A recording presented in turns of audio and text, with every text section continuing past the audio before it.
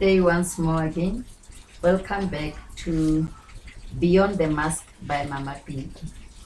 Today I'm just going to do a summation, how we started the first episode, wherein I first outlined why the podcast is called Beyond the Mask, and I further went on by actually undressing myself as to this. I will relate the title to my life story, so that you should understand as to why people behave in certain manners.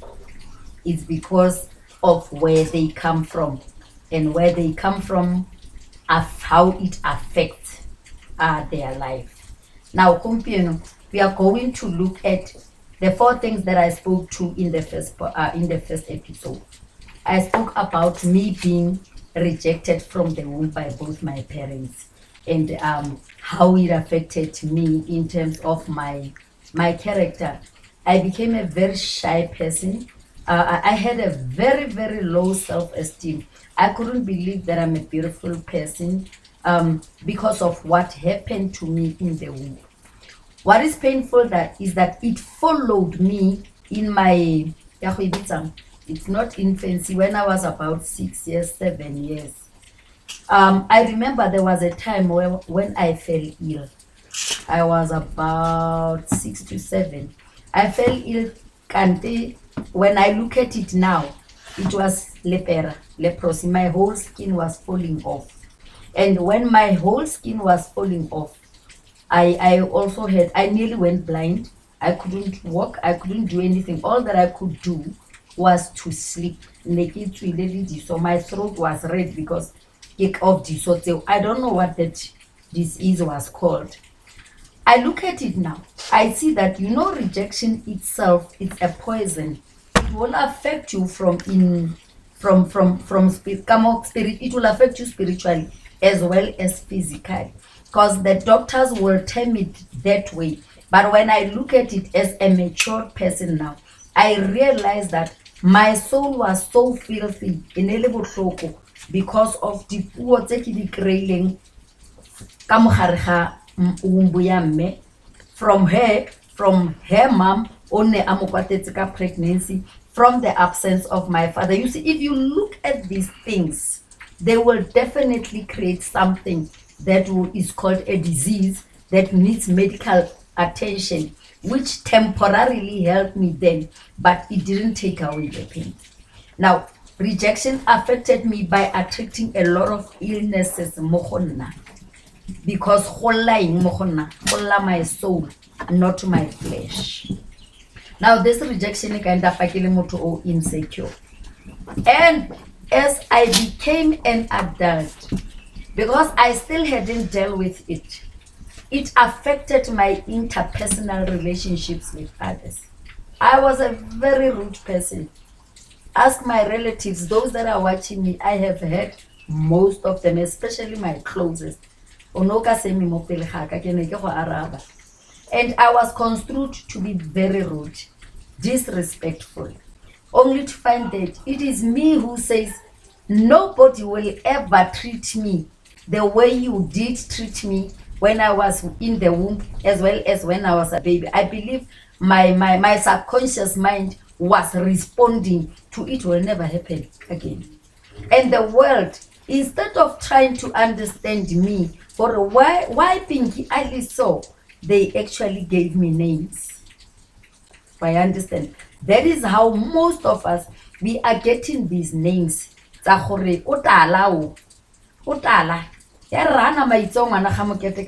And you don't care. Honestly, let me tell you, at that stage, you don't care because you are handling so much. And then, as I indicated in the previous episode, I was raped between 7 and 12 or 13. You are a child. You are raped in the confinement of your own grandmother's house by your own cousins who are supposed to protect you. And when they rape you, they threaten you. If you do tell, they're gonna kill the only person that you trust, that is your grandmother. When they are raping you, actually taking out the dead, They are raping you in your grandmother's bedroom, your grandmother's bed. And you are only 13, a tiny little nyana, dwafunyana. You see, when they say they've got a knife on your neck or your throat, and they're telling me, should you tell Maninyana, we are going to kill her? It makes sense to a younger child because they are even raping you on her bed, in her bedroom. That's the message that you are getting. And it created fear within me. And even as others came in, the cousins that we were staying with, because they would take the children of the relatives you stay there. Even if they continue doing that, they go to the same spot, they go to the same bedroom. You are afraid and you understand that these people mean it. It ends up, it affects your confidence, your character, and you become a weakling.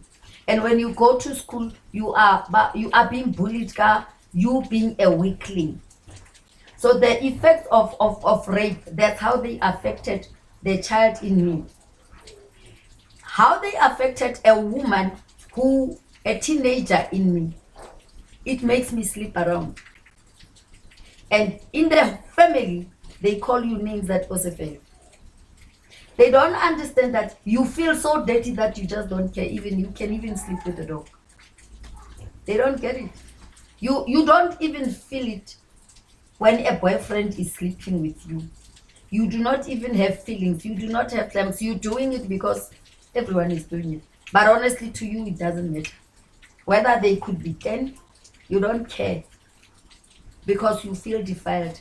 You feel not worthy. So, the rape actually, it shatters your soul. That's the effect of rape. And when people respond to victims of rape, they will always come to a person who was raped and say, why didn't you tell? Please, you switch the person off, because when the minute you begin to say, why didn't you tell? You are actually blaming the victim. You are saying you could have done better. Without understanding the dilemma from which the victim comes from, the fear that she or he, because even men are raped and they are quiet about it, the fear of having to expose their loved ones, and the fear of having to learn to live without them, and knowing that had I not spoken, they couldn't have been killed or they could not have experienced any harm. I wish the courts could understand what the victim of rape feels. That is why many women are not reporting rape. It's not because it didn't happen. It's because the justice system undresses you again. It rapes you again. They want to make you, they want you to convince me, because of the system of the world, that how did it feel? Was the dick big or small? When it enters, did you enjoy? Why didn't you scream? Without understanding that at that time, you freeze, you die. Your body disassociates itself from the scene. When you are watching yourself being violated. Now, the effect of rape also brings out the worst in the victim, not all, but some, wherein le monna ha mo respect. I think you usually see, some of us usually see these women, ha go tlola monna, o tla waraba, o tla o bitsa ka diparata. It is not the victim being rude. It is the victim dealing with that which has not been dealt with. Because any man that appears or comes and portrays the actions of the rapist, the victim has to defend herself or himself. And the society chooses to see and name that otherwise without understanding. That is why with me, when a person begins to be very rude, undermining, I would always ask, can you tell me what happened to you whilst you were young? Because I understand where they are coming from. And most of the people that I have counseled and dealt with without it, I'm not a qualified counselor, guys.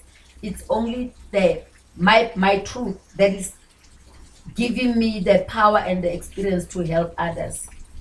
And they will always say, how did you know that I was raped? I will tell you, your behavior, your characteristics told me that it is not you who is fighting the person or who is being rude or disrespectful. It is the pain, it is the younger person in you.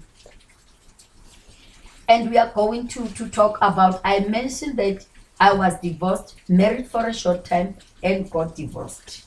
And I mentioned that in some instances, it was, when I look at it, with regard to my marriage, I'm the one who divorced. At first, I was immature. I was still a young woman who got into marriage without understanding the dynamics of marriage. I just wanted to be socially correct. Because at that stage, you see. But honestly, when I sit down now, I ask myself, I don't get it. I don't understand. But it's I think I was addressing and looking at my ex-husband as a father figure, and I didn't find that in him. And we were young, we were in really ditaka, so in terms of planning, the medium plans, the short-term plans, how many kids do you want? Nothing. Rona, we were just having fun. But when I look at myself now, I say, but what was I ready to can handle marriage without having healed from my past? Because inside the marriage, there were other issues that involved families, that involved our cultural practices.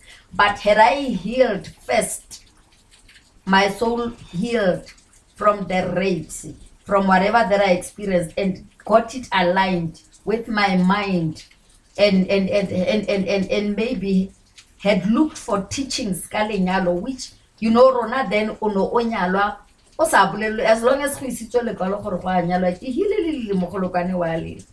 Unlike the kids of today, you are so fortunate that we would sit down and talk to what we call premarital counseling. I'm not saying all families didn't do it, but most families, especially the African families, not most, like some, because I don't have the numbers, but some families, as long as onyalwa bakraya credit going. And unfortunately, also in marriages, they break you. You find certain practices that are being done to you. That's why I don't like culture too much. I don't like it. I will these traditional practices, I don't like them because partly you found yourself you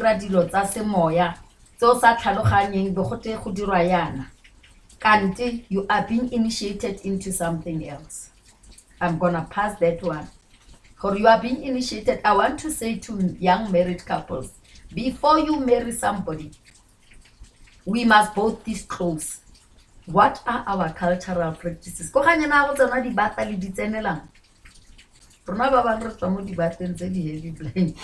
You try to understand, but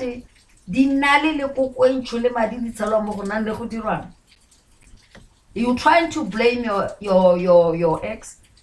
He was also a child. He was following orders. And you come to realize, but this was an initiation into darkness. I understand. And in marriages, can't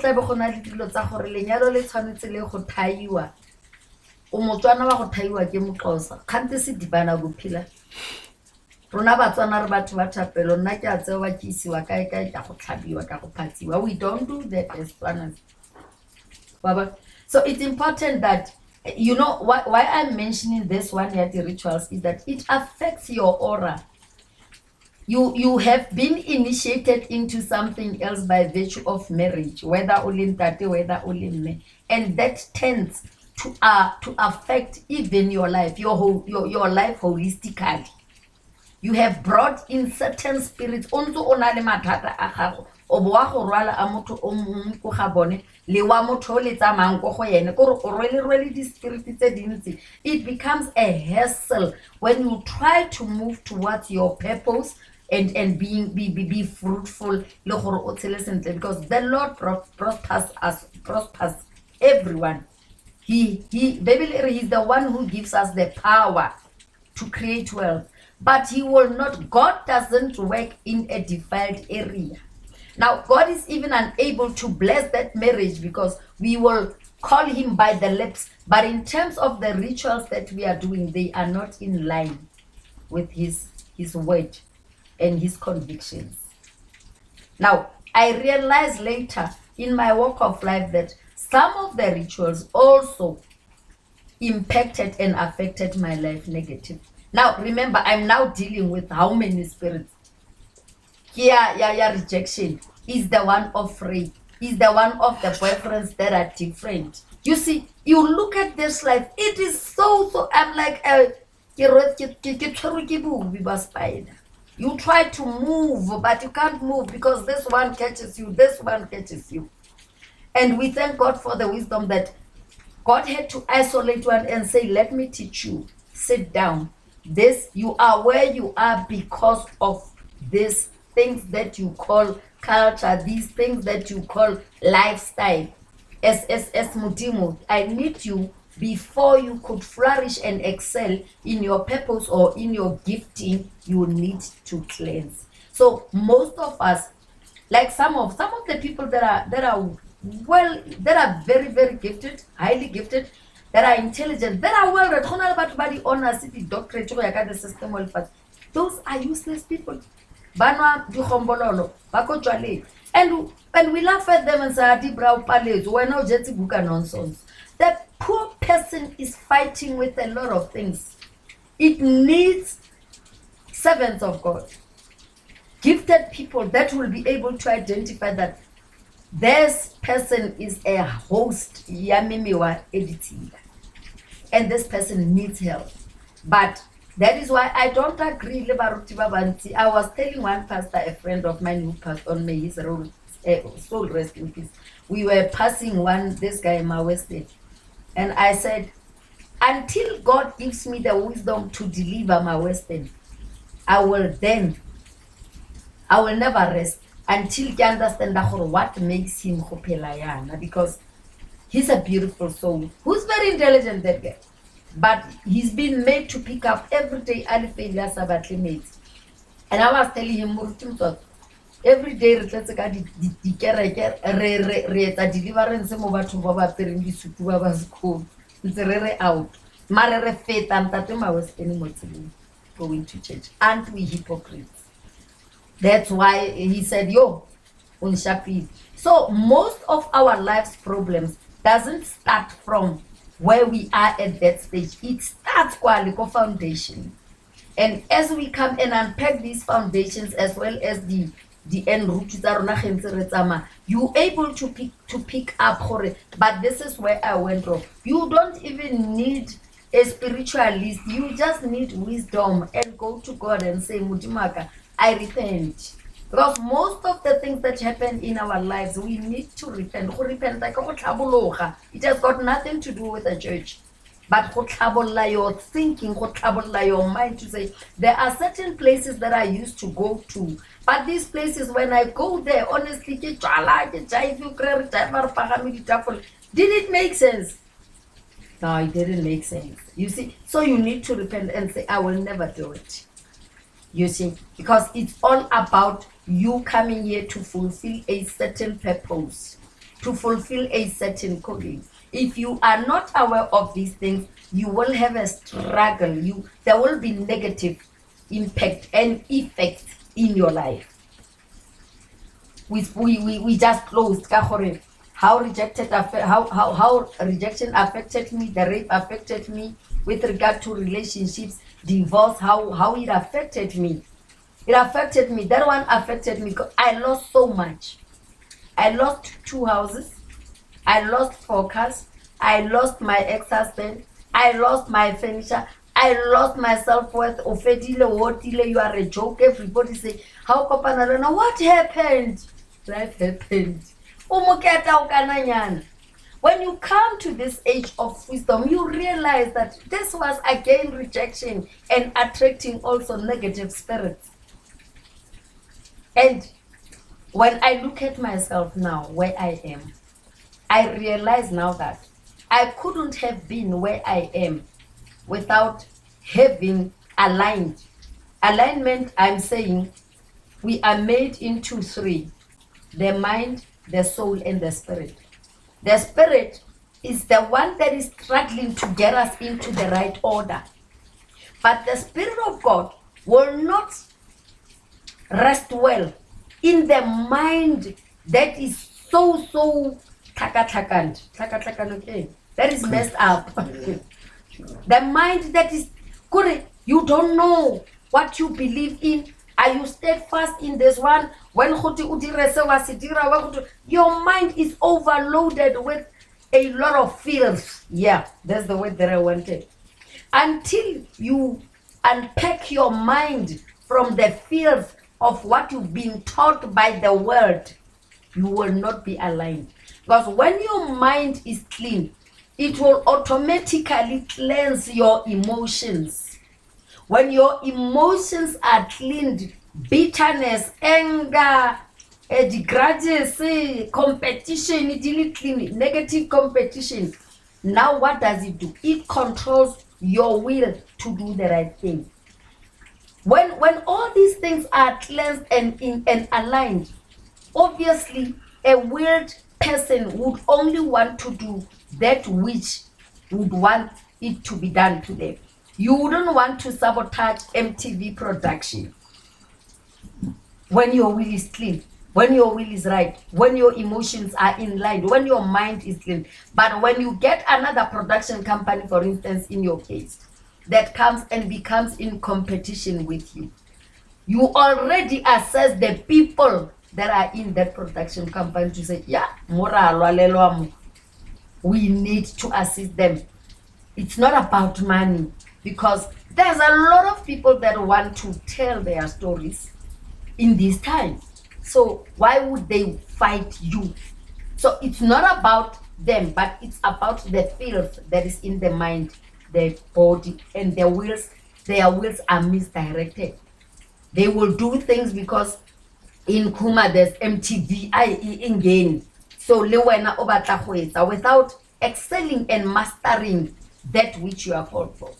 When I resigned from SAPS, people would say, when are you opening a company? Why was a police security company? I look at them and say, I'm not a businesswoman. I'm a speaker. And God will make it a way that I make money by speaking. I register. Yeah, you've got 21 years, you can open security company. It doesn't occur well. It's not my purpose. I love speaking. I love farming. I've never farmed before. I'm researching. You see, now it's important that as people that are born into certain families who influence us, because you are born with a clean mind, not knowing anything. The first person that is going to influence your mind, your thinking, how you talk, like a child speaks Setswana, or if you are born into a Xhosa family, you speak Xhosa. It's because of the family that you are born into. After the family is the society that you are born into, the towns that you are born into will influence the character. Some of those, the influences may be negative, some may be positive. But what is important is for you to be taught how to do your will in the midst of all the confusion. If you are not taught, you've got a power, the power over your will. You are the only one. We can provide all the information. But you have a responsibility to choose what is right for you. You have a responsibility to choose what is wrong for you. At the end of the day, there will be consequences to be paid. For every act, there will be consequences. Always keep the rule, the universe. I love this thing that says, a choice not to choose is still a choice. you are going to have to face the consequences, the results of not choosing. So I want to tell everyone who says, nah, I can't forgive. Hey, na rape has destroyed me. Hey, na lenyalo li destroyed. I would say maybe it's for lack of words that lenyalo kana bophelo bo destroyed. We just lack vocab, but we could say lenyalo li distepile li defocus. And in the midst of that defocusing, I want to say, appreciate the lessons. The world has taught us to look at the negative. And I want to say, in every situation, in every experience, however painful it is, there are good lessons in it. It is a matter of choice. If you choose to see the worst, you're going to see the worst. But if you choose to say, and that it is the one that you should run with, because it is your calling.